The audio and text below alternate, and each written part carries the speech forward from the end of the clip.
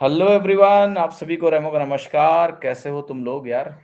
बढ़िया, कुशल मंगल है सब जीवन में। सो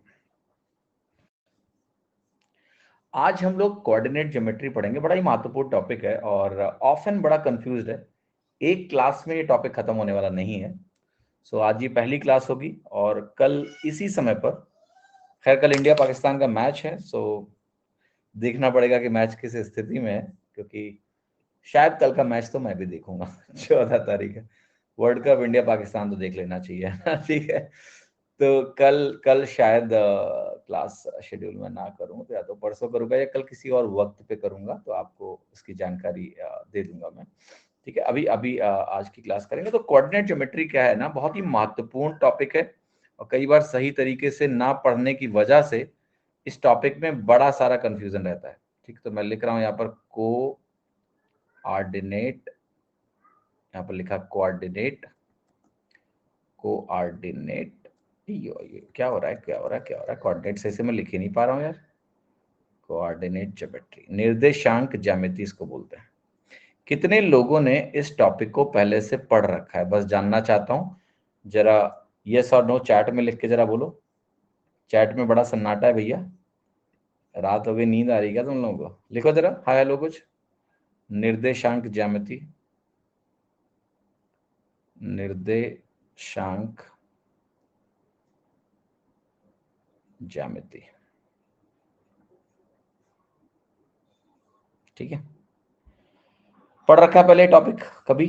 ठीक है, तो मैं साथ ब्रीफ बेसिक्स सही से दूं या उड़ा दूं, क्या चाहते हो? सीधे सवाल लगा दूं या थोड़ा बेसिक समझा दूं? आप क्या चाहते हो, आप मुझे बताओ, मैं वही करूंगा।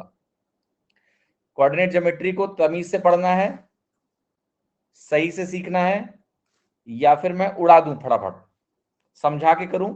अंशिता जी, राहुल जी, ठीक है, तो मैं समझा समझा के ठीक से इसको विस्तार में चर्चा करके पढ़ाऊंगा। ठीक है, थोड़ा वक्त दें, भले ही 3 क्लासेस लगेगी तो 3 क्लासेस लगाऊंगा, बट ठीक से आपको समझाऊंगा। ठीक है, ऑल राइट।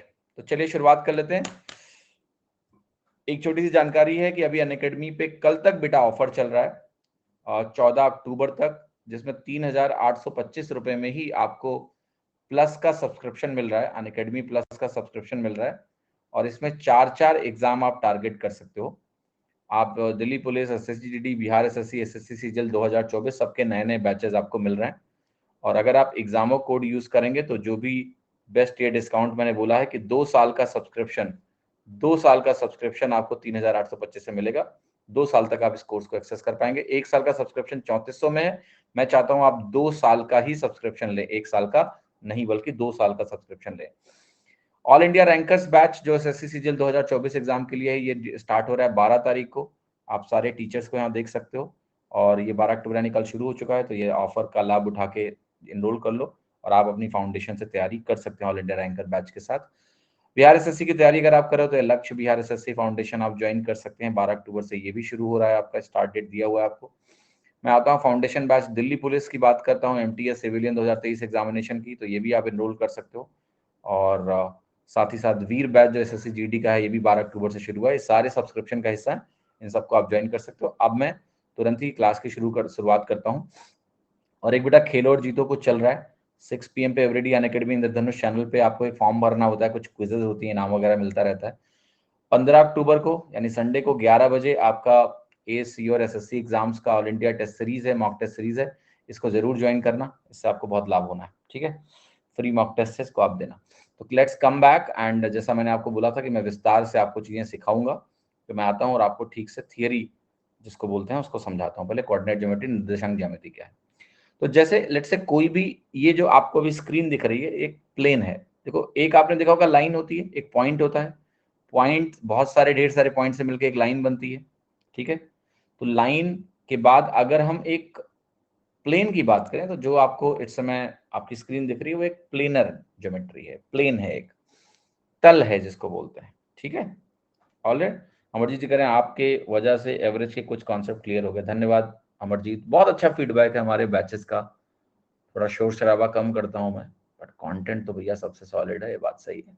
ठीक है, anyway let's come back and let's understand now the chapter.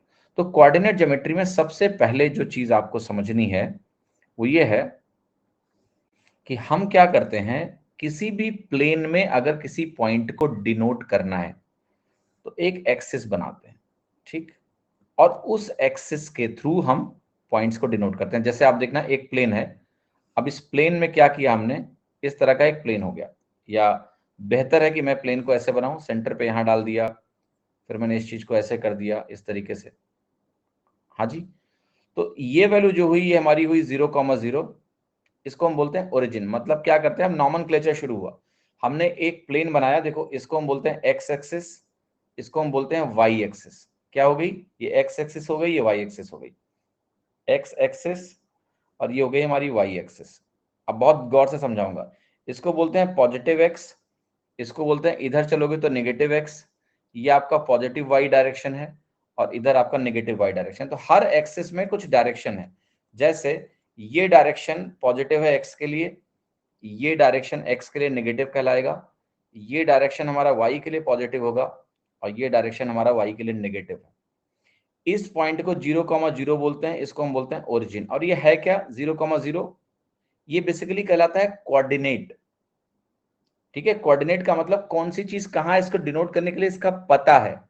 तो जब मैं किसी चीज को ऐसे लिखता हूं 0,0, तो किसी भी पॉइंट को डिनोट करने के लिए, मान लिया यहां पर कोई पॉइंट P है, इसको डिनोट करने के लिए मुझे दो कोऑर्डिनेट चाहिए होते हैं, एक्स और वाई। मैं लिख रहा हूं P, यहां मैं लिख रहा हूं एक्स, यहां मैं लिख रहा हूं वाई, गौर से देखना। अब ये जो एक्स और वाई है इसको बहुत अच्छे से सभी को समझना है, इस एक्स और वाई को बहुत अच्छे से सभी को समझना है। एक्स कोऑर्डिनेट इसको बोलेंगे, इसको वाई कोऑर्डिनेट बोलेंगे। पहले एक्स कोऑर्डिनेट लिखा जाता है, बाद में वाई कोऑर्डिनेट लिखा जाता है। एक्स कोऑर्डिनेट का मतलब क्या है, अगर मुझे इस पॉइंट तक पहुंचना है, किस पॉइंट तक, इस पॉइंट तक पहुंचना है, तो मैं ओरिजिन से चलूंगा, पहले मैं एक्स की दिशा में जाऊंगा एक्स यूनिट्स, और वाई की दिशा में मैं जाऊंगा वाई यूनिट्स। तो ये हमारा कोऑर्डिनेट होता है एक्स कॉमा वाई। समझ में आया सभी को। अब जैसे मैं आपको एक पॉइंट दिखाता हूं, मान लिया मैं एक्स की दिशा में जाऊं 1 यूनिट, 1 यूनिट जाऊं, और वाई की दिशा में मैं जाऊं 1 यूनिट। ध्यान से देखना, मैंने कहा मैं एक्स की दिशा में 1 यूनिट गया, फिर मैं वाई की दिशा में 1 यूनिट गया, तो ये जो पॉइंट मिला, इस पॉइंट को हम बोलेंगे 1,1। समझ में आया, एक्स कोऑर्डिनेट 1 है, वाई कोऑर्डिनेट 1 है, 1,1 हुआ कि नहीं हुआ, बोलो हाँ समझ में आया, सभी लोग बोलो जी सर, जबरदस्त तरीके से समझ में आया। अब आप कोई भी पॉइंट पकड़ लो और आपको समझ में आएगा कि आप उस पॉइंट की यूनिक पोजीशन निकाल सकते हो। मान लिया मैं इस डायरेक्शन में गया 3 यूनिट और इस डायरेक्शन में गया 2 यूनिट, बहुत गौर से समझिएगा। मैं इस डायरेक्शन में 3 यूनिट गया, इस डायरेक्शन में 2 यूनिट गया। आपको पता है ये एक्स का नेगेटिव डायरेक्शन है, तो मैं लिखूंगा -3, ये वाई का पॉजिटिव डायरेक्शन है, तो ये बनेगा -3,2। समझ में आया कि नहीं, यस। और देखिएगा, मैंने कहा मैंने एक पॉइंट लिया जिसमें मैं पॉजिटिव एक्स में गया 5 यूनिट और मान लिया नेगेटिव एक्स में मैं गया 4 यूनिट। मैं पॉजिटिव एक्स में कितना गया हूं, ये दूरी मान लिया मेरी 5 यूनिट है, और मैं नेगेटिव एक्स में कितना गया हूं बेटा, 4 यूनिट। तो मैं इसका कोऑर्डिनेट क्या लिखूंगा, पॉजिटिव एक्स की तरफ 5, नेगेटिव वाई की तरफ 4, तो 5, -4। अब देखना, मैं यहां आऊंगा और मैं कहूंगा मान लिया मैं इधर गया हूं 3 यूनिट और यहां गया हूं मैं 4 यूनिट। अगर ऐसा मैं बोलूं आपसे, मतलब मान लो ये 2 यूनिट है, सॉरी, और ये यूनिट मेरी 4 यूनिट है, तो आप कहोगे एक्स में नेगेटिव डायरेक्शन में मैं 2 गया हूं और पॉजिटिव डायरेक्शन में वाई में भी नेगेटिव गया हूं 4, तो इसको हम बोलते हैं -2, -4। अब ये बताओ कि एक्स वाई प्लेन में अगर मैं कोऑर्डिनेट आपको बता दूं तो क्या आप उस पॉइंट को यूनिकली लोकेट कर पाओगे या नहीं, यस और नो। तो कोऑर्डिनेट ज्योमेट्री में किसी भी पॉइंट को यूनिकली लोकेट करने के लिए, जैसे भारत के किसी भी नागरिक को यूनिकली लोकेट करने के लिए क्या चाहिए, उसका आधार कार्ड नंबर। क्या दो लोगों का आधार कार्ड नंबर सेम हो सकता है, नहीं। हर भाई दो लोगों का आधार कार्ड नंबर सेम नहीं हो सकता, ठीक है। समझ में आया कि नहीं, आधार कार्ड नंबर दो लोगों का सेम नहीं हो सकता। तो अगर एक आधार कार्ड नंबर मैं आपको बता दूं तो क्या एक आदमी को आप यूनिकली लोकेट कर पाओगे, yes. Pan card number, yes. ऐसे ही एक्स वाई प्लेन में किसी भी पॉइंट को यूनिकली लोकेट करने के लिए दो कोऑर्डिनेट्स की जरूरत होती है, एक्स और वाई, और अगर वो पता चल जाए तो वो पॉइंट यूनिकली लोकेट हो सकता है या नहीं। जैसे ज्योग्राफी में आप क्या पढ़ते हो बेटा, लैटिट्यूड और लॉन्गिट्यूड नाम का शब्द पढ़ते हो कि नहीं पढ़ते हो? क्या तुमने लैटिट्यूड पढ़ा है कभी? क्या तुमने लॉन्गिट्यूड पढ़ा है? लैटिट्यूड को हिंदी में क्या बोलते हैं? एक देशांतर होता है और एक अक्षांश होता है। मैं भूल गया हूं किसको देशांतर किसको अक्षांश बोलते हैं, हिंदी थोड़ी कमजोर हो गई है, बताओ तुम। लैटिट्यूड को क्या बोलते हैं? Hey Siri, what we call latitude in Hindi? कह रहा I can't translate in Hindi yet. लो, hey Siri, can you translate latitude in Hindi? I can't translate into Hindi yet. इतना पैसा कमाते हैं ये लोग हम लोगों से, आता ही नहीं इनको। अरे हिंदी बताओ, अक्षांश देशांतर क्या होता है? लैटिट्यूड को क्या बोलते हैं? अक्ष, अक्षांश, दक्षिण। अरे यार तुम लोग क्या बात कर रहे हो? लॉन्गिट्यूड देशांतर होता है। यस, चलो हिंदी हिंदी में मदद करने के लिए धन्यवाद, मुझे भी लग रहा है यही होता है, ठीक है। और ये होता है अक्षांश।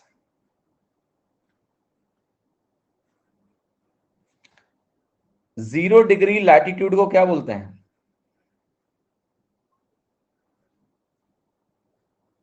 इक्वेटर 0 डिग्री लैटिट्यूड होता है। इक्वेटर को हिंदी में क्या बोलते हैं? भूमध्य रेखा।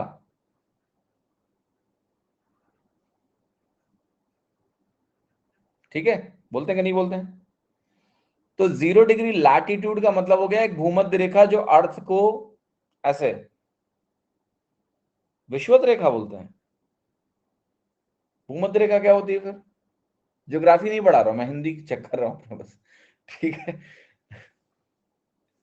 इक्वेटर 0 डिग्री लैटिट्यूड होता है, चलो ठीक है, ऐसा समझो। अब 0 डिग्री लैटिट्यूड पे ना बहुत सारे प्लेसेस आते हैं, वहां भी देखो अर्थ पे भी किसी प्लेस को यूनिकली लोकेट करने के लिए आपको दो कोऑर्डिनेट चाहिए, लैटिट्यूड और लॉन्गिट्यूड। ठीक है, लैटिट्यूड और लॉन्गिट्यूड से आप किसी भी प्लेस को यूनिकली लोकेट कर सकते हो। अगर आपने कभी गूगल मैप यूज किया हो तो जब आप किसी पर्टिकुलर जगह की लोकेशन आप किसी को भेजते हो, उसका एक फिक्स लैटिट्यूड और लॉन्गिट्यूड होता है। वहां भी दो कोऑर्डिनेट सिस्टम है, एक लैटिट्यूड का एक लॉन्गिट्यूड का। लैटिट्यूड ये हो गया, लॉन्गिट्यूड ये हो गया, तो दोनों के इंटरसेक्शन पे जो पॉइंट मिलता है वो यूनिक होता है। जैसे अगर मैं आपको बोल दूं कि भैया 80 degree north and 70 degree east, 80 degree north and 70 degree east, क्या होगा इससे? The point will be uniquely located because you are using two coordinates. एक को लैटिट्यूड बोलते हैं, एक को लॉन्गिट्यूड बोलते हैं। तो ऐसे ही हमारे कोऑर्डिनेट सिस्टम में दो चीजें होती हैं। अब आपको यहाँ पर दो बातें मैंने बहुत अच्छे से समझाई है, मैं इसको फिर से समराइज कर देता हूं कि हमारे पास जो एक्स वाई कोऑर्डिनेट सिस्टम होता है, इस कोऑर्डिनेट सिस्टम में जो इनका पॉइंट ऑफ इंटरसेक्शन होता है इसको हम बोलते हैं ओरिजिन। 0,0 इसका कोऑर्डिनेट होता है, इसको हम बोलते हैं फर्स्ट क्वाड्रेंट। फर्स्ट क्वाड्रेंट, इसकी जरूरत आपको त्रिकोणमिति में भी पड़ती है। इसको हम बोलते हैं फर्स्ट चतुर्थांश। चतुर्थांश ये क्या है हमारा? Second quadrant.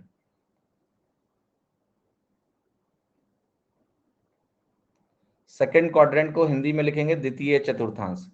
ये हमारा होता है थर्ड क्वाड्रेंट, और ये हमारा होता है फोर्थ क्वाड्रेंट। लिख दिया सारा कुछ आपके सामने, राइट। फर्स्ट क्वाड्रेंट में एक्स और वाई दोनों कोऑर्डिनेट पॉजिटिव होते हैं, प्लस प्लस। दूसरे कोऑर्डिनेट में एक्स कोऑर्डिनेट नेगेटिव होता है, वाई कोऑर्डिनेट पॉजिटिव होता है। तीसरे क्वाड्रेंट में दोनों coordinate X Y negative negative होता है। चौथे क्वाड्रेंट में एक्स हमारा पॉजिटिव होता है, वाई हमारा नेगेटिव होता है। क्या यहां तक किसी को कोई दिक्कत हो रही है? अगर नहीं हो रही तो बोलो हाँ, सब समझ में आ रहा है। बोलिए यस, बोलिए यस, क्लियर है, ठीक है। तो अगर मैं आपको क्वाड्रेंट बोलूंगा, चतुर्थांश बोलूंगा, तो आप समझ पाओगे कहां पर है, थोड़ा विजुअलाइजेशन क्रिएट होगा। यस और नो? यस। अब पहला फॉर्मूला जो आपको कोऑर्डिनेट ज्योमेट्री में जानना चाहिए वो क्या है, वो मैं आपको बताने जा रहा हूं। जो पहला फॉर्मूला आपको जानना चाहिए बच्चों, वो फॉर्मूला ये है कि अगर मेरे पास कोई भी एक पॉइंट है कोऑर्डिनेट सिस्टम में, कोई भी पॉइंट है, उस पॉइंट को हम बोलते हैं, मान लिया कि वो पॉइंट है P और उसका कोऑर्डिनेट है x, y, और मैं पूछ बैठूं कि आपको बताना है उसकी ओरिजिन से दूरी क्या है, उसकी ओरिजिन से दूरी क्या है, ये दूरी। तो ओरिजिन से दूरी कैसे निकलेगी, अभी थोड़ी देर पहले मैंने इसका प्रोसेस आपको बताया था कि इसका मतलब है ये x दूरी मेरी इधर है और y दूरी इधर है, x दूरी इधर है और y दूरी हमारी इधर है। अगर ये दूरी मेरी x है और ये दूरी मेरी y है बच्चों, तो ये जो इनके बीच की दूरी है OP, OP की वैल्यू क्या होगी, square root of x square plus y square. जी हाँ, 0,0 ओरिजिन होता है, उससे अगर दूरी आपको निकालनी हो तो सरलता से ऐसी दूरी आ जाएगी। Is there any problem? Not at all. अब मैं आपसे कुछ सवाल पूछूं? हाँ जी, क्वेश्चन मेरा ये है, ध्यान से देखिएगा। क्वेश्चन मेरा ये है कि 3,4 find distance of distance of 3,4 from origin.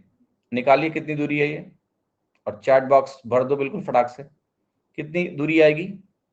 आप कहोगे ये दूरी आएगी d is equal to root of 3 square plus 4 square, 5 के बराबर होगी। मैंने डायग्राम नहीं बनाया, ठीक है। फिर से मुझे ये बताओ कि find distance of 3,-4 from origin, ये निकालो।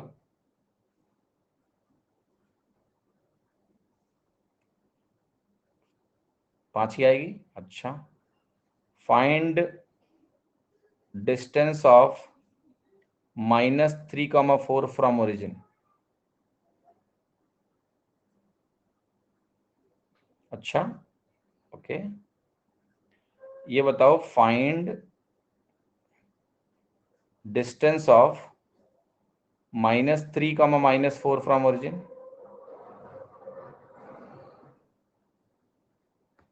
सबका 5 ही आ रहा है? यस, क्योंकि जब स्क्वायर करोगे ना आप तो अंततः वो पॉजिटिव हो जाएगा, 3 स्क्वायर प्लस 4 स्क्वायर 5 ही बनेगा। अब जरा मैं इसका डायग्राम बना के तुम्हें दिखाता हूं। मतलब ये चारों पॉइंट को लोकेट करते हैं। मतलब मेरे पढ़ाने में सबसे अच्छी बात है ना कि विजुअलाइजेशन का बड़ा जोर देता हूं मैं, कि आपको चीजें ना सही से समझ में आए। तो गौर से देखिएगा, यहाँ पर ये पॉइंट है मेरा। अगर मैं बात करूं आपसे 3,4 की, तो मैं 3 यूनिट इधर जाऊंगा, 4 यूनिट इधर जाऊंगा, ठीक। तो ये पॉइंट 5 की दूरी पर होगा, 5 की दूरी पर होगा, इसको हम बोलेंगे 3,4, ठीक है। अब अगर मैं आपसे बात करूं कि -3,4 किधर है, तो -3,4 कैसे बनाओगे आप कहोगे इधर आप -3 चले जाओ और इधर आप 4 चले जाओ, राइट। तो ये जो पॉइंट बनेगा, ये पॉइंट होगा -3,4, क्योंकि x पे नेगेटिव, y पे पॉजिटिव गए बालक। समझ में आई बात? ये दूरी कितनी होगी आपकी? ये दूरी होगी 5, ये भी होगी। अच्छा, एक बात और बताओ कि अगर मैं आपसे बोलूं कि मुझे अब ये बनाना है 3,-4, तो 3 इधर जाएंगे, 4 नीचे आ जाएंगे। ये जो पॉइंट बनेगा, ये पॉइंट होगा आपका 3,-4, और अगर आप इसकी दूरी यहां से देखोगे सेंटर से, तो ये दूरी भी 5 ही होगी। ऑलराइट, और देखो, अगर मैं आपसे बोलूं कि मुझे बनाना है -3,-5, मतलब -4, ये वैल्यू बनेगी आपकी -3,-4, और अगर आप इसको सेंटर से ज्वाइन करोगे ना, इसको ऐसे, ये वैल्यू 5 के बराबर ही होगी। क्या यहां तक सभी को सब कुछ समझ में आ रहा है? yes. अब मेरा एक सवाल आपसे और है, और वो सवाल ये है कि ऐसे कितने पॉइंट्स मैं निकाल सकता हूं जो सेंटर से बराबर दूरी पर हो। सेंटर से बराबर दूरी पर कितने बिंदु हो सकते हैं, बताइए। सेंटर से बराबर दूरी पर कितने बिंदु हो सकते हैं, मतलब मैं कहूं 5 दूरी रखनी है मुझे सेंटर से, ऐसे कितने पॉइंट्स हो सकते हैं? Infinite, right? तो यहां पर लिखेंगे number of points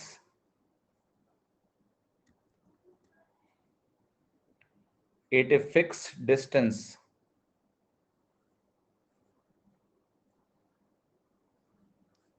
from origin are infinite. Very good. अच्छा, अगर उन सारे को मैं ज्वाइन कर दूं तो मुझे क्या मिलेगा? अगर मैं उन सारे पॉइंट्स को ज्वाइन कर दूं, कुछ लोग बोल रहे 6 पॉइंट मिलेंगे। नहीं बेटा, इनफाइनाइट पॉइंट्स होंगे, मैं दिखा रहा हूं। If you join all points, if you join all such points, अगर मैं ऐसे सारे बिंदुओं को ज्वाइन करूं, we will get a circle. ठीक, मैं आपको दिखा रहा हूं, ये इसका विजुअलाइजेशन कर लो आप पूरा। मेक ए सर्कल, आप एक सर्कल बनाओ ऐसा, ठीक है। अब मैं कोऑर्डिनेट्स बनाता हूं। Zugu, like this and like this। ये पॉइंट हो गया हमारा, लेट्स से 0,0। अब मजेदार बात ये होती है कि आप एक फिक्स पॉइंट लो, जैसे दूरी ले ली मैंने 5 फॉर एग्जांपल। आप इसको रोटेट करोगे, क्या ये 5 ही रहेगा? क्योंकि ये त्रिज्या होती है तो फिक्स ही है। तो 5 त्रिज्या का अगर एक सर्कल में खींच दूं, इस पे बनने वाले जो सारे बिंदु हैं वो क्या हैं? वो सारे बिंदु ओरिजिन से 5 की दूरी पे हैं कि नहीं है? जहां पर 0 0 क्या हो गया? सेंटर हो गया। ऐसे इनफाइनाइट पॉइंट्स होंगे ना। तो ये सवाल पूछ सकता है आपसे कि कोऑर्डिनेट सिस्टम में एक पॉइंट अगर ओरिजिन से फिक्स दूरी पर है तो ऐसे पॉइंट्स का लोकस क्या होगा, बिंदु पथ क्या होगा? सर्कल। क्लियर है सभी को? क्योंकि यहां पर आप कोई भी पॉइंट ले लो, कहीं भी ले लो, उसकी दूरी फिक्स होगी सेंटर से। ऑल राइट, तो ये हो गया ओरिजिन से डिस्टेंस और उसका एक एप्लीकेशन। बट हमेशा ओरिजिन से डिस्टेंस नहीं पूछी जाती है, इसलिए हमें डिस्टेंस फॉर्मूला जानना जरूरी है। डिस्टेंस फॉर्मूला क्या होता है? ये फॉर्मूला कि एक बिंदु आपको दिया जाएगा P, जिसका कोऑर्डिनेट बोलेगा x1, y1 है। P पॉइंट का कोऑर्डिनेट बोल दिया x1, y1। फिर एक पॉइंट आपसे बोलेगा Q, उसका कोऑर्डिनेट है x2, y2। Find distance between P and Q। ठीक है, P और Q के बीच की दूरी ज्ञात करनी है, हमें कितनी है। इसको समझने के लिए मैं आपको ले चलता हूं अगले पेज पर, और अगले पेज पर ही मैं आपको ये बात समझा पाऊंगा। ठीक है, ध्यान से देखिएगा। मैं आपको विस्तार में ये फॉर्मूला कैसे बना, क्योंकि आपने बोला है कि अच्छे से पढ़ना है। ठीक है, पलट मत जाना। ठीक है, तुम्ही ने बोला ना तो मैं अच्छे से पढ़ना है, इसलिए मैं अच्छे से पढ़ा रहा हूँ। शॉर्टकट में पढ़ना है तो मैं शॉर्टकट से पढ़ा दूंगा। ठीक है, आप कहोगे मुझे शॉर्टकट में पढ़ाओ तो मैं शॉर्टकट में पढ़ा दूंगा। आपने कहा मुझे अच्छे से पढ़ाओ तो मैं आपको बढ़िया से विजुलाइज करके पढ़ा रहा हूँ, विस्तार में पढ़ा रहा हूँ। ठीक, अब आ जाओ ऐसा। ये कोऑर्डिनेट बनाया मैंने, आपको मुझे डिस्टेंस फॉर्मूला के बारे में मैंने बात करी, समझना इस बात को बहुत अच्छे से। लेट्स से एक पॉइंट है मेरा P, और इस पॉइंट का कोऑर्डिनेट क्या है? x1, y1, ठीक है, x1, y1 कोऑर्डिनेट है, एक पॉइंट यहां पर है q, इसका कोऑर्डिनेट है x2, y2, ठीक है। मेरा सिंपल सा प्रश्न आप सभी के लिए है कि अगर मैं इस पॉइंट को ज्वाइन करूंगा तो मेरी दूरी क्या होगी, ये बता दो। तो एक काम करो, आप एक लाइन ऐसे खींचो जो एक्स एक्सिस के पैरेलल हो, ऐसे, और एक लाइन आप ऐसे खींचो जो वाई एक्सिस के पैरेलल हो।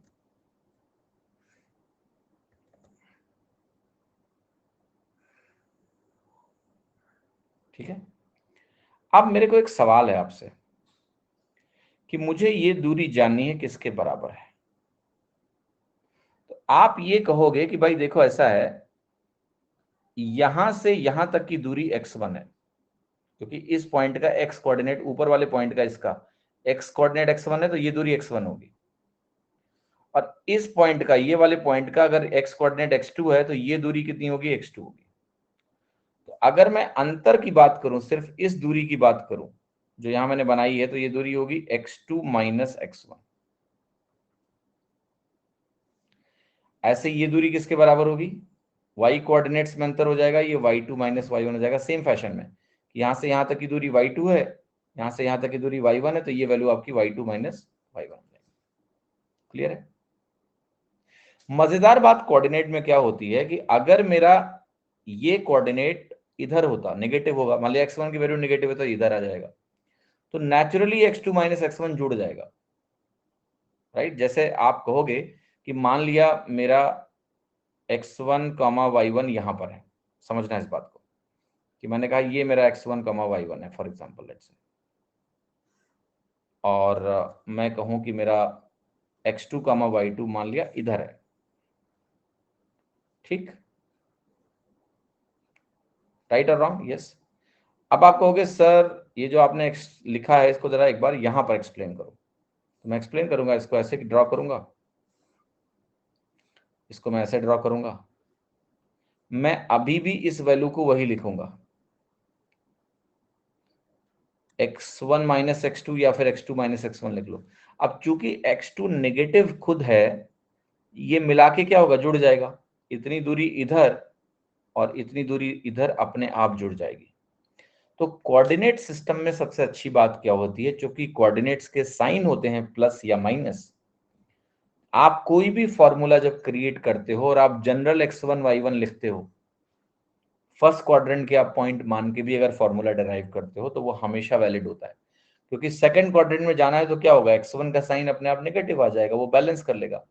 अब यहां से अगर मुझे दूरी p और q के बीच की निकालनी हो d, तो कैसे निकलेगा, Pythagoras, root of x2 minus x1 का whole square plus y2 minus y1 का होल स्क्वायर, यही बनेगा ना। d की वैल्यू x2 माइनस x1 का whole square plus y2 minus y1 का होल स्क्वायर। तो ये फॉर्मूला आपको ध्यान रखना है, ये दो बिंदुओं के बीच की दूरी है। तो जैसे मैं आपसे सवाल पूछूं, एक पॉइंट मुझे दिया है P और वो मान लेते हैं -2,1, और दूसरा पॉइंट है मेरा Q जो कि है 1,4, और मुझे इनके बीच की दूरी निकालनी होगी, तो आप कैसे निकालोगे, आप कहोगे x2 माइनस x1, ये हमारा बनेगा x2, y2, ये हमारा बनेगा x1, y1, इसमें से ये घटाना है, कितना बनेगा, 3 का स्क्वायर, इसमें से ये घटाना है, इसका स्क्वायर क्या बनेगा, 3 का स्क्वायर। अच्छा आप इसको ना एक काम करो, 5 कर लो, कि इंटीजर वैल्यू निकल के आया अभी थोड़ा, अब 5 में से घटा लो, 4 बनेगा, 4 का स्क्वायर, तो वैल्यू 5 आ जाएगी। वो गड़बड़ नहीं था, 4 करोगे तो रूट में वैल्यू आएगी, वो भी सही है। तो ये इनके बीच की दूरी हो गई x2 माइनस x1। अब इसको जल्दी से फॉर्मूला लगाना, तो मैं तरीका बताता हूँ। जब भी x कोऑर्डिनेट के साइन अपोजिट होंगे तो मैग्नीट्यूड में जुड़ जाता है, 2 1 3 बन जाएगा अगर साइन अपोजिट है। अगर दोनों प्लस प्लस होते तो घट जाते, दोनों माइनस माइनस होते तो भी घट जाते, मैग्नीट्यूड सब्ट्रैक्ट हो जाता। लेकिन दोनों अगर एक माइनस और एक प्लस है, जुड़ना है, यहाँ एक दोनों प्लस प्लस है तो घटेगा, 4 बनाया, 4 का स्क्वायर, 5 आ गया। ठीक है, समझ में आया सभी को, ये पॉइंट में किसी को कोई तकलीफ नहीं है ना, एटलीस्ट टिल दिस पॉइंट सब कुछ क्लियर है, डिस्टेंस फॉर्मूला समझ में आ गया। अब हम आते हैं और बात करेंगे लाइंस की। लाइन क्या होती है? दो पॉइंट्स को ज्वाइन किया, जैसे यहां पर आपने दो पॉइंट को ज्वाइन किया, तो ये जो चीज है इसको बोलते हैं लाइन सेगमेंट। ठीक है, ये खंड है, ये रेखा खंड है, लाइन सेगमेंट है। इसी को एक्सटेंड कर दें तो इसको हम बोलते हैं कि ये लाइन है। अब लाइन अगर होती है तो इससे रिलेटेड कुछ प्रॉपर्टीज हैं जो हमें समझने की आवश्यकता है। किसी भी लाइन को अगर हम ऐसे बनाएंगे, ठीक है, तो अब इसके कुछ स्टैंडर्ड फॉर्मेट हैं जिसको हमें समझना पड़ेगा कोऑर्डिनेट सिस्टम में। तो पहले तो आपको ये समझना है कि एक लाइन अगर मैंने बनाई तो उस लाइन को हम कोऑर्डिनेट सिस्टम में कैसे डिफाइन करेंगे, किस तरीके से हम डिफाइन करेंगे। तो मैंने मान लिया ये कोऑर्डिनेट सिस्टम बनाया और मैंने कहा एक लाइन ऐसे गुजर रही है, कोई भी लाइन है इस तरह से, राइट, ऐसा। तो अब ये लाइन आपने देखा ओरिजिन से गुजर रही है, ओरिजिन मतलब 0,0 से गुजर रही है क्योंकि यहां ओरिजिन से पास हो रही है लाइन। अब देखना इस लाइन को गौर से, ये जो लाइन पॉजिटिव एक्स एक्सिस से एक कोण बनाती है, इसको हम बोलते हैं थीटा। ठीक है, क्लियर? ये जो लाइन आपका थीटा एंगल बना रही है, एक हम टर्म डिफाइन करते हैं एम, और एम की वैल्यू होती है tan थीटा, जहां एम को हम बोलते हैं अंग्रेजी में स्लोप और हिंदी में इसका नाम होता है प्रवणता। ये ध्यान रखना है, theta angle positive x axis से कोण बनता है और एम की वैल्यू हम बोलते हैं कि tan थीटा के बराबर है। इस लाइन की इक्वेशन जो होती है वो होती है y बराबर mx। ये लाइन की इक्वेशन आप हो गया, ऐसा कैसे सर बता दिया आपने? लाइन बहुत सिंपल है, आप एक ऐसे लाइन ड्रॉ करो, लाइन पे कोई भी एक पॉइंट लो x, y, ये वैल्यू किसके बराबर है? y। ये वैल्यू किसके बराबर है? x। tan थीटा किसके बराबर होगा? क्या ये y बराबर x होगा? यस, इसी को तुमने m बोल रखा है ना, m बराबर y बाई x हो गया, तो y बराबर क्या हो गया? mx। इस लाइन पर कोई भी पॉइंट आप पकड़ लो, उसके y कोऑर्डिनेट को x कोऑर्डिनेट से डिवाइड करने पे हमेशा tan थीटा मिलेगा। कहीं भी ले लो, तुम इधर ले लो आके, ये वैल्यू और ये वैल्यू देखो, ये y कोऑर्डिनेट है, ये x कोऑर्डिनेट है, इसका जो रेशियो होगा वो tan थीटा ही होगा, NEM होगा, इसलिए लाइन की इक्वेशन है। तो ये लाइन की इक्वेशन स्लोप फॉर्म में है जब लाइन ओरिजिन से पास कर रही है, स्लोप फॉर्म, और लाइन हमारी ओरिजिन से पास कर रही है। लेकिन आप कहोगे कोई जरूरी थोड़ा ना कि लाइन ओरिजिन से पास करे, बिल्कुल सही बात है भाई, लाइन तो कहीं से भी पास कर सकती है। लाइन अगर कहीं से भी पास कर सकती है तो मैं ऐसे लाइन बनाऊंगा और मैं ऐसे लाइन बनाऊंगा और मैं इसको इस प्रकार से, लेट अस से मैं एक लाइन खींचता हूं ऐसे, ये लाइन समझी आई? क्या ये लाइन ओरिजिन से पास हो रही है? नहीं, ये लाइन जनरल लाइन है। मान लिया मैं कह दूं इसका स्लोप m है, और वो m कैसे निकलेगा आपको पता है, tan थीटा। अब इसमें एक टर्म और इंट्रोड्यूस होता है कि y एक्सिस पे अगर ये जितनी दूरी ओरिजिन से बनाती है इसको हम c बोलते हैं। और ध्यान रखना, c अगर पॉजिटिव x डायरेक्शन में है तो c प्लस होगा वरना नेगेटिव होगा, c साइन न्यूट्रल है। ठीक है, तो इस फॉर्म में जो लाइन की इक्वेशन बनती है इसको हम बोलते हैं y is equal to mx plus c। इसको ध्यान रखना, इसको हम बोलते हैं slope intercept form of equation of a line. क्या बोलते हैं इसको? स्लोप इंटरसेप्ट फॉर्म में लाइन की इक्वेशन होती है y बराबर mx प्लस c। ये जो c है हमारा, ये है y इंटरसेप्ट, इसको बोलते हैं y अंतःखंड। हिंदी में लिखना है तो लिख लेना y अंतःखंड। और m क्या है हमारा? स्लोप, प्रवणता, जिसको हम बोलते हैं m tan थीटा। आपको किस तरह इसका इस्तेमाल कैसे होगा? आपको क्वेश्चन ही ऐसे मिलेगा, जैसे मैंने एक लाइन की इक्वेशन लिख दी, मान लिया ऐसे कि 4y is equal to 4√3x plus 8। मैं पूछूं कि मुझे बताओ स्लोप क्या है? मैं पूछूं बताओ मुझे y इंटरसेप्ट क्या है, कैसे निकालोगे? आप बोलोगे y 4 से डिवाइड कर लेते हैं पहले, तो ये बनेगा y बराबर √3x+4, मतलब 8/4 2 हो जाएगा। अब इसको आप कंपेयर करोगे y is equal to mx+c से, कंपेयर करो, m की वैल्यू क्या आ गई, √3 आ गई, c की वैल्यू क्या आ गई, 2 आ गई। हो गया ना, दोनों चीजें कंपैरिजन से निकल गई। मजेदार बात क्या है, मैंने आपको सीधे फॉर्मूला क्यों नहीं लिखवाया था बल्कि डायग्राम दिखाया, क्योंकि आप इस लाइन को बना भी सकते हो। कैसे? आप सबसे पहले जाइए और आप कहिए कि चूंकि c की वैल्यू 2 आई है और ये y इंटरसेप्ट है, तो मैं y में 2 यूनिट ऊपर जाके ये पॉइंट बनाऊंगा, तो ये लाइन y इंटरसेप्ट है, तो लाइन y इंटरसेप्ट y पे 2 का एंगल काटेगी, 2 काटेगी। फिर प्रवणता अगर √3 है तो आपको पता है कि tan थीटा की वैल्यू को अगर मैं √3 रखूं तो थीटा मेरा 60 डिग्री होता है। आपको पता है यहां से क्या करना है, 60 डिग्री का कोण बनाओ यहां से पॉजिटिव एक्स एक्सिस से और लाइन खींच दो। तो आपको लाइन बनाना भी आ गया कि नहीं आ गया? तो आपने सिर्फ फॉर्मूला नहीं सीखा है अभी, आपको लाइन प्लॉट करना भी मैंने सिखा दिया। सिखाया कि नहीं सिखाया? बोलो हाँ। क्लियर हो गया? लाइन प्लॉट करना सीख गए तुम, देखो ये लाइन बना दी तुमने, y बराबर √3x+2 की लाइन भी आपने बना दी, और साथ ही साथ जो पैरामीटर्स पूछे गए कि स्लोप √3 है, c की वैल्यू 2 है, वो भी मैंने कैलकुलेट करके निकाल दी। यस और नो? बोलो यस और नो,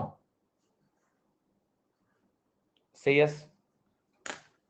ठीक है, हाँ जी, क्लियर है सभी को? कोई तकलीफ किसी को नहीं होनी चाहिए।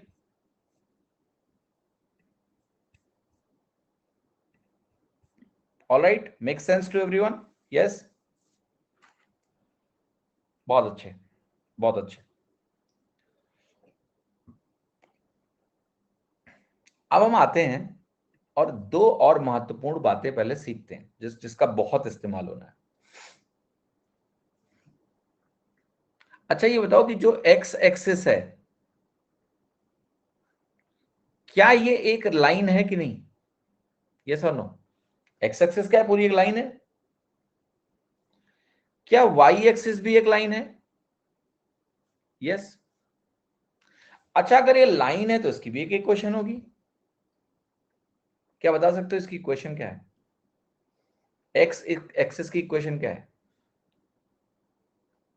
समझ समझ के कोऑर्डिनेट से, मजेदार, बहुत मजेदार टॉपिक है ये, समझना है बस आपको।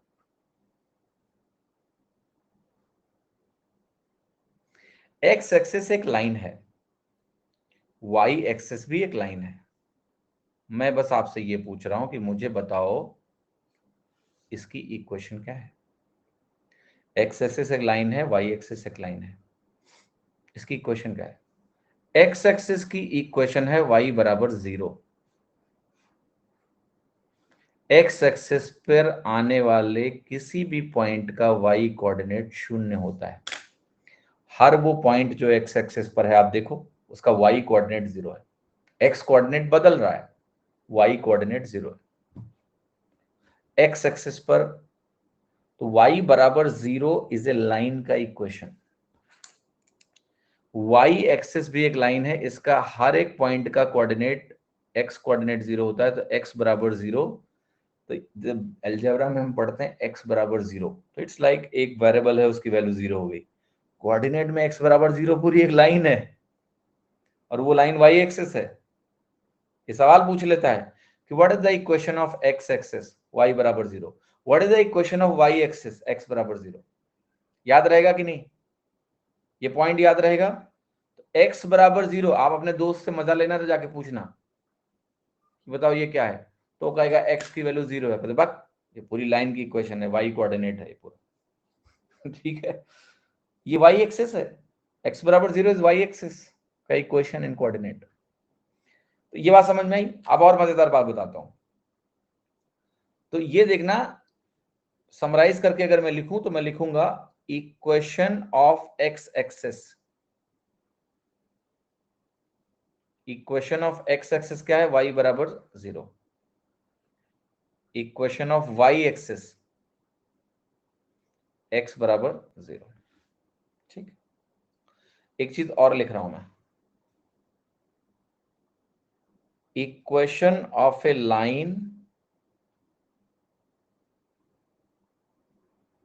Parallel to x axis will be y is equal to a.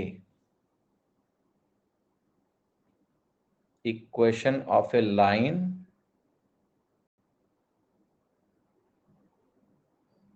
parallel to y axis will be x is equal to a. ये बात बहुत गौर से समझ लेना। मैंने कहा कोई भी लाइन अगर आप x एक्सिस के पैरेलल लेते हो तो समझना, मैं कोऑर्डिनेट बनाऊं ऐसे, ये मेरा x एक्सिस है, अगर मैं x एक्सिस के पैरेलल कोई भी रेखा खींचूं यहां पर ऐसे, क्या होगा उसके साथ, अगर यहां से मैंने दूरी मान लिया a ले ली, तो इस पॉइंट का y कोऑर्डिनेट a ही होगा। अगर लाइन x एक्सिस के पैरेलल है तो जब उस लाइन पे तुम मूव करोगे तो y कोऑर्डिनेट बदल ही नहीं सकता। तो y is equal to a हम बोल सकते हैं कि कोई भी लाइन जो x एक्सिस के पैरेलल है उसकी इक्वेशन होगी। यहाँ एक ही जगह b लिख दो, कोई वैल्यू ही होगी, वो कोई फर्क नहीं पड़ता उससे। ऐसे ही अगर मैं कोई भी लाइन y एक्सिस के पैरेलल लूंगा ऐसे, उस लाइन पे आप जब भी मूव करोगे तो ये x कोऑर्डिनेट फिक्स रहेगा, x कोऑर्डिनेट नहीं बदल सकता। तो इसकी equation x is equal to B होगी। तो अगर मैं आपके सामने लिखूं x बराबर 5, एलजेब्रा में तो इसका मतलब होता है एक वेरिएबल x है उसकी वैल्यू 5 है, कोऑर्डिनेट में इसका मतलब जानते हो क्या है, ये एक लाइन है जो x एक्सिस के पैरेलल है और पॉजिटिव x डायरेक्शन में 5 यूनिट पे लंबी सी लाइन खींची गई है। x बराबर 5 लाइन जानते हो कैसी दिखेगी, तो बना देते हैं। ये तुम्हारा 0,0 हो गया, x एक्सिस y एक्सिस, ये हमारा x एक्सिस हो गया, ये हमारा y एक्सिस हो गया। अब देखो x बराबर 5 लाइन खींचता हूं मैं, x बराबर 5 की लाइन ये है, जहां पर ये दूरी हमने 5 यूनिट ले ली। तो ये हमारी एक लाइन है जिसका नाम है x बराबर 5। ठीक है, मान लिया मैंने एक लाइन खींची y बराबर 3, जानते हो लाइन कैसे दिखेगी, ऐसे दिखेगी, y बराबर 3 एक्स एक्सिस के पैरेलल होगी और यहां पर हमारा जो y कोऑर्डिनेट है ये 3 यूनिट होगा। कितने लोगों को ये बात समझ में आई, यस और नो, समझ में आया कि नहीं? कितने लोगों को ये बात समझ में आई, यस लिखो। अब मैं आपको एक सवाल देने जा रहा हूं, बहुत मजेदार सवाल है। Find area bounded by lines x is equal to plus minus 8 and y is equal to plus minus 5। आपसे कह रहा है कि एरिया बाउंड होगा इनसे कोऑर्डिनेट में। ठीक है, आप लिख सकते हो इन एक्स वाई प्लेन, इनके द्वारा एरिया बाउंडेड क्या होगा, जरा लगाओ। Area bounded by x is equal two plus minus 8 and y is equal two plus minus 5। Area bounded जरा आप सभी लोग बताइए क्या होगा।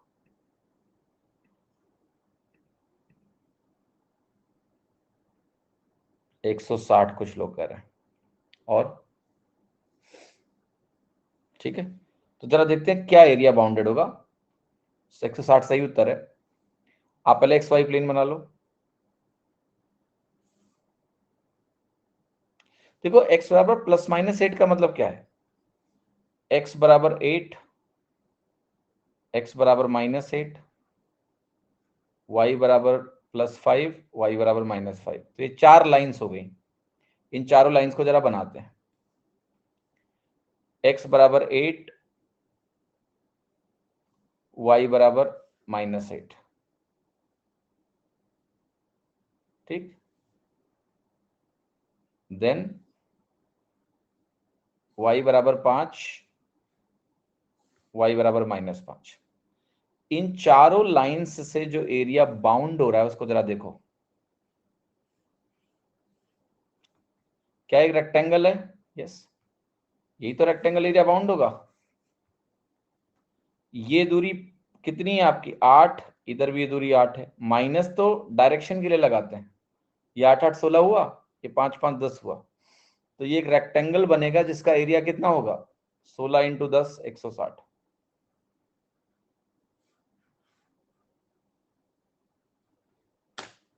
एरिया कितना होगा? 16 × 10 160।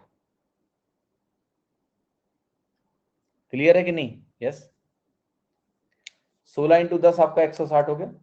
ठीक है, 16 × 10 इक्वल्स टू 160। Make sense? कोई तकलीफ हो रही है क्या? लाइंस थोड़ी क्लियर हो रही हैं आपको? एक्स एक्सिस की इक्वेशन, वाई एक्सिस की equation, line parallel to X axis, line parallel to Y axis. ठीक है, अब देखो लाइन की इक्वेशन के और फॉर्मेट्स भी हैं, जरा उस पर मूव करते हैं। और वो ये होता है कि कई बार एक पॉइंट दिया होता है x1, y1, कहते हैं लाइन इससे पास हो रही है, और कहते हैं कि हमारा स्लोप जो है उस लाइन का m है। जैसे सवाल आएगा कि कोई लाइन 1, 2 से पास हो रही है और उसका स्लोप मान लेते हैं कि √3 है। बताओ लाइन की इक्वेशन क्या है? तो जब भी ऐसे सवाल आपको करने हो तो इसका तरीका देखना। इसमें जनरल इक्वेशन लाइन की होती है, ये फॉर्मूले बेटा ध्यान रखने पड़ेंगे आपको। y - y1 = mx - x1। अगर मुझे एक पॉइंट दिए जाएं और एक पॉइंट और स्लोप मुझे दिया हो तो लाइन की इक्वेशन ये बनती है। ये बनती कैसे है इसको मैं आपको समझा सकता हूं। मतलब आपको समझा सकता हूं कि आपको ये फॉर्मूला अगर नहीं भी रटा हो तो आप तुरंत इसको लिख पाएंगे। देखो कैसे होता है। आपने कहा लाइन मेरी x1, y1 से गुजर रही है, तो मैंने कहा ये पॉइंट है x1, y1, ये मेरी लाइन है। स्लोप आप बोल रहे हो m के बराबर है। स्लोप m का मतलब ये थीटा हो गया, ये m हो गया।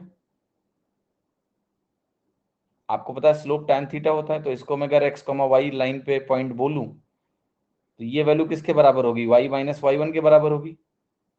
ये वैल्यू किसके बराबर होगी? ये वैल्यू x - x1 के बराबर हो जाएगी। तो आप जो tan थीटा लिखोगे जो कि m के बराबर है वो क्या होगा? Perpendicular upon base.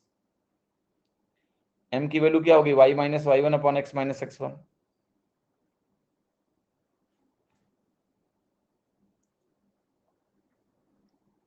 तो यहां से ये इक्वेशन बन गई। बट प्रॉब्लम ये एग्जाम में हम लिख के नहीं निकालेंगे वरना टाइम चला जाएगा, तो हम इसको ध्यान रखेंगे। दो इसको कैसे निकालते हैं मैंने यहां दिखा दिया आपको। ये प्रूफ है इसका एक लाइन का, इसलिए लाइन की इक्वेशन ये है। बट ये ध्यान होगा तभी आप जल्दी कर पाओगे। ठीक है, ऐसे ही अगर मैं आपको 2 पॉइंट दे दूं, अगर मैं आपको 2 पॉइंट दे दूं और मैं पूछूं बताओ लाइन की इक्वेशन क्या है, वो भी यहीं लिख देता हूं मैं। अगर मैं आपको एक पॉइंट दे दूं x1, y1 और एक पॉइंट आपको दे दूं x2, y2, और मैं आपसे पूछूं कि मुझे बताओ कि क्या है इक्वेशन लाइन की, तो ये लाइन की इक्वेशन ऐसे बनती है y - y1 = y2 - y1 upon x2 - x1 into x - x1। ये फॉर्मूला भी आपको ध्यान रखना है। 2 पॉइंट के फॉर्म में लाइन की इक्वेशन। और कैसे आया पता है आपको? ये यहां बस m की वैल्यू यहां से निकाली गई है। अगर मैं 2 पॉइंट बना लूं ऐसे, तो ये वैल्यू हो जाएगी y2 - y1, ये वैल्यू हो जाएगी x2 - x1। मुझे अगर 2 पॉइंट दिए हों तो स्लोप m की वैल्यू tan थीटा होती है, tan थीटा की वैल्यू ही y2 - y1 बटे x2 - x1। यहां मैंने लिख दी उठा के स्लोप, दैट्स इट। तो 2 पॉइंट दिए हो तो लाइन की इक्वेशन ऐसे लिखी जाती है। एक फॉर्म लाइन की इक्वेशन का और मैं आपको बताऊंगा जो कि इंपॉर्टेंट है, वो भी जान लीजिए। ठीक है, तो आज कम से कम आपको लाइन की सारी चीजें खत्म हो जाएगी। तो जब आप पढ़ के आओगे अगली क्लास में, राइट, जब आप नेक्स्ट क्लास में पढ़ के आओगे तो आपको तकलीफ नहीं होगी। तो लाइन की इक्वेशन का एक फॉर्मेट और भी होता है, वो ध्यान से देखिएगा, वो होता है x बटा a प्लस y बटा b बराबर 1। राइट साइड में 1 बनाएंगे और x के नीचे अगर a आए और y के नीचे अगर b आए तो ये भी लाइन की इक्वेशन होती। इसका मतलब ये होता है कि अगर मैं लाइन को यहां देखूं तो ये लाइन कैसे बनती है, गौर से देखना। ये लाइन ऐसे बनती है, ऐसे। यहां पर ये वैल्यू आपकी है a और ये वैल्यू है आपकी b। अगर x इंटरसेप्ट a आपका है x इंटरसेप्ट, b आपका है y इंटरसेप्ट, और ये आपकी लाइन की इक्वेशन होती है। फिर अगर x और y इंटरसेप्ट मुझे पता हो तो लाइन की इक्वेशन होगी ऐसी। अब देखो ये सब चीजें फायदा करेंगी आपको लाइन बनाने में। जैसे मैं आपसे बोलूं कि मेरे पास है मान लिया 2x plus 3y, 2x minus 3y is equal to 6। मैं कहूं ये लाइन बना दो, तो आप ऐसे बनाओ। आपको 6 से डिवाइड कर लेते हैं, राइट साइड में 1 बना लेते हैं। ये वैल्यू क्या होगी, x बटा 3 minus Y by 2 is equal to 1।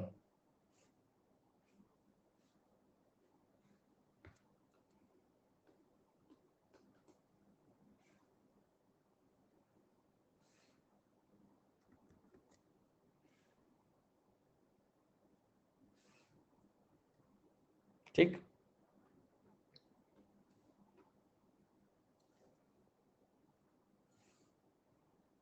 अब ध्यान देना यहां पर बस एक चीज का, गौर से। इसको मैं ऐसे लिखूंगा x बटा 3 प्लस, क्योंकि यहाँ फॉर्मेट जो है आपका वो ऐसा होता है x बटा a प्लस वाई बटा b बराबर 1, ये फॉर्मेट होता है। x बटा 3 लिखिए प्लस y बटे माइनस 2 लिखिए इज इक्वल टू 1। तो x इंटरसेप्ट तो मेरा 3 है, तो यहां बनाइए 3, x एक्सिस पे प्लस 3 है तो पॉजिटिव डायरेक्शन में 3, y इंटरसेप्ट माइनस 2 है तो इधर जाके माइनस 2 बनाइए, ऐसा।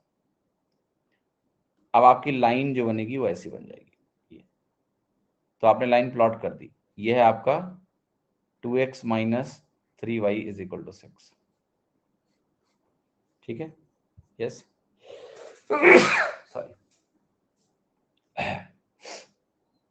एक आखिरी चीज लाइन में, और वो ये है कि लाइन की जनरल इक्वेशन अगर आपको लिखूं मैं तो ऐसी होती है ax plus B Y plus C is equal to 0। Algebra में आप लीनियर इक्वेशन पढ़ते हो, लीनियर इक्वेशन यही होता है ax plus B Y plus c बराबर 0। कोऑर्डिनेट में यही एक लाइन होता है। तो अगर मुझे एक जनरल इक्वेशन दी जाए इस प्रकार से, ध्यान से देखिएगा, और मुझे इससे कुछ निकालना हो, स्लोप निकालना हो, इंटरसेप्ट निकालना हो, तो कैसे निकालेंगे, ध्यान से देखिएगा। मैं इसको ऐसे लिखूं b y is equal to minus a x minus c. मैं फिर इसको ऐसे लिखूं y is equal to minus of a बटा b into x minus of c बटा बी। ठीक है, ये वैल्यू जो है ये हमारा है स्लोप, क्योंकि y is equal to m x plus c से कंपेयर करें, और ये वैल्यू हमारी है y इंटरसेप्ट। तो बेसिकली कोई भी इक्वेशन में आपके सामने अगर ऐसे लिखूं 2x plus 3y plus 8 is equal to 0, इसको देख के आप कम से कम स्लोप तुरंत लिखना शुरू करो। स्लोप को कैसे लिखोगे, देखो कैसे आया, माइनस ए बटा बी आया। ए हमारा एक्स का कॉफिशिएंट है, तो आप ऐसे लिखो स्लोप होगा माइनस कोएफिशिएंट ऑफ एक्स बटे कोएफिशिएंट ऑफ वाई। जैसे मेरे पास कोई लाइन है, ये मुझे इसका स्लोप देखना है, तो मैं कहूंगा एक्स का कॉफिशिएंट है 2, वाई का कॉफिशिएंट है 3, माइनस लगा दो, माइनस 2 बटा 3 इसका स्लोप हो गया। वाई इंटरसेप्ट जो होगा वो होगा कांस्टेंट टर्म बटे ए कांस्टेंट टर्म बटे वाई का कोफिशिएंट माइनस में, ये नहीं भी ध्यान रहेगा तो चलेगा। बट व्हाट इज इंपॉर्टेंट कि क्वेश्चन देखते ही स्लोप दिमाग में आने लगे, -2/3, -2/3 लाइक माइनस से बटा पी। आज की क्लास में कोई डाउट है तो पूछ लीजिए, कोई भी डाउट है आप आज की क्लास में तो मुझे पूछ लो। जो फॉर्मूले मैंने लिखवाए हैं बेटा, ये सारे फॉर्मूले आपको ध्यान रखने हैं। लाइन के जो भी चीजें मैंने लिखी हैं अभी तक, ये ध्यान रखोगे तो अगली क्लास में जब मैं सवाल कराऊंगा लाइन से रिलेटेड तो आपको तकलीफ होगी।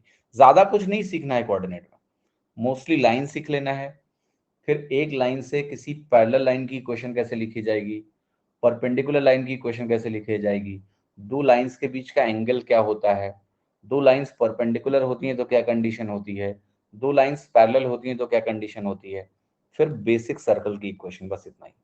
तो थ्योरी के नाम पे एक क्लास और लगेगी मुझे, फिर हम सवाल कर सकते हैं, ठीक है। तो 2 क्लास में और लूंगा इस स्पेशल क्लास सीरीज में। ये मैं कब लूंगा? कल तो मैं नहीं लूंगा, परसों भी शायद नहीं लूंगा, या अगर कल होगी तो मैं एक बार टेलीग्राम वगैरह से आपको अपडेट मिल जाएगा, ठीक है। तो एक बार फॉलो, कल शाम को तो नहीं लूंगा, मैच है तो मैच की वजह से नहीं लेंगे कल क्लास, ठीक है। और फिर ऐसा करते हैं कि फिर इस क्लास को हम लोग मंडे को ही रखते हैं। नेक्स्ट क्लास हम इसकी मंडे को करेंगे, और मंडे को करेंगे तो आपको समझ में आ जाएगा, ठीक है। जब मंडे को हम करेंगे सवाल तो आपको अपडेट मिल जाएगा, आपको रामा मैथ्स टेलीग्राम चैनल पे मेरी प्रोफाइल आप देख लेना। मंडे को हम क्लास लेंगे, शाम को ही लेंगे, इसी टाइम पे 9:30 बजे, ठीक है, वादा है। तो मंडे की शाम को 9:30 बजे आपकी क्लास में ले लूंगा, और फिर फॉलोइंग डे भी ले लेंगे, तो इस तरह से खत्म हो जाएगा आपका। तो मंडे की रात को 9:30 बजे स्पेशल क्लास में आ जाना। कोई डाउट है आज की क्लास है तो मुझसे पूछ लो, ठीक है। कोई भी डाउट है आज की क्लास है तो मुझसे पूछ लो। अमन सर कह रहे हैं आपकी बुक कब आएगी फॉर प्रैक्टिस? दिवाली के पहले बेटा आ जानी चाहिए, ठीक है। हाँ जी, और कोई सवाल है आज की क्लास से? कुछ समझ में नहीं आया, कोई पार्ट समझ में नहीं आया तो मुझसे पूछ लो। Anything you could not understand you can ask me any question. इसका पीडीएफ बेटा आप आई थिंक लेक्चर के बाद डाउनलोड कर सकते हो कि नहीं कर सकते हो? हाँ जी,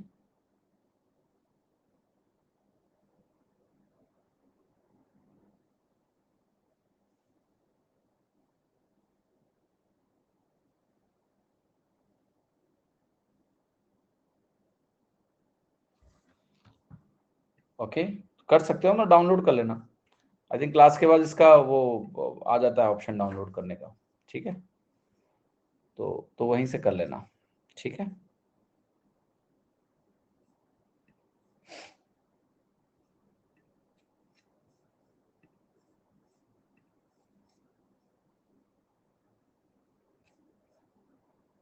हाँ जी, चलो, अच्छा लगा आप लोगों से मिलके। कल बाकी मैच अगर देखना है तो एंजॉय करो। ऐसा नहीं कि मैच देखना गलत बात है, बट ज़्यादा मत देखो। जैसे इस वर्ल्ड कप में मैंने कोई मैच नहीं देखा अभी तक, ठीक है। अब इंडिया पाकिस्तान कल देख लेंगे, फिर उसके बाद थोड़ा कॉन्टेस्ट बढ़ेगा, सेमीफाइनल देख लेंगे, फाइनल देख लेंगे। टाइम बर्बाद नहीं कर सकते बहुत ठीक है ना। मनोरंजन गलत बात नहीं है, बट क्रिकेट बहुत लंबा खेल है, और एक बार आप इसमें फंसोगे तो आईपीएल की तरह फिर महीना भर निकल जाएगा वर्ल्ड कप ठीक है। तो देखना पड़ता है कि जीवन में और कोई प्रायोरिटीज ना हो तो ठीक है, बैठ के मैच देखते रहो। अगर जीवन में और प्रायोरिटीज है, पढ़ना है आपको, तो उसका भी ख्याल रखो, स्कोर वगैरह देख लिया करो। बाकी बड़े बड़े मैचेस देखो बस, खाली अच्छे से पढ़ो, ठीक है। चलो, गुड नाइट, ख्याल रखो, मिलते हैं सोमवार को आपसे।